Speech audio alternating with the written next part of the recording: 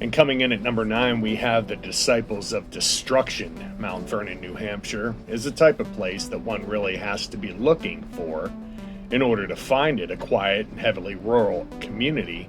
In the otherwise populous Hillsborough County, the residents of Mount Vernon were not people who constantly looked over their shoulders or worried about random acts of murder. That all changed October 4th, 2009, when several men entered the home of Kimberly Cates, age 42, and her 11-year-old daughter, Jamie.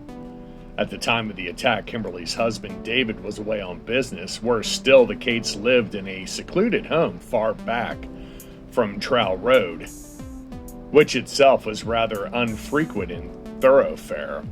Sometime in the early morning hours of October 4th, two teenagers named Christopher Gribble and Stephen Spader cut the power to the Cates home and broke in. The men, along with two other accomplices, had specifically chosen this house because of its isolation. Once inside, Gribble and Spader, both of whom were armed with knives and machetes, began hacking at Kimberly and Jamie. Kimberly was struck between 32 and 36 times and had some of her major organs pierced. Jamie was hit about 18 times and suffered a partially amputated left foot. Miraculously, she survived her ordeal. Kimberly did not. Gribble and Spader, along with 18-year-old William Marks and Quinn Glover, were arrested for the crime 50 hours later. A fifth suspect, Autumn Savoy, age 20, was also arrested for providing false alibis for the killers.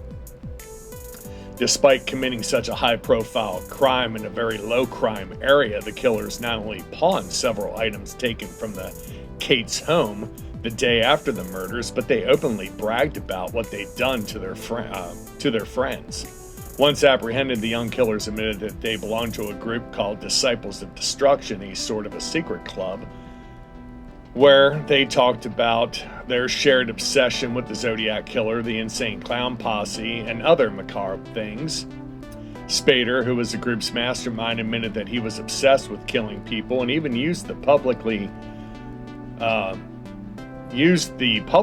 publicity of his trial as a platform to gloat about his self-proclaimed superiority over the world of New Hampshire and its people. In the end, Spader and Gribble were given life sentences, while Marks and Glover, who did nothing while they watched Spader and Gribble commit the murder, received 20 to 40 years and 30 to 60 years, respectively.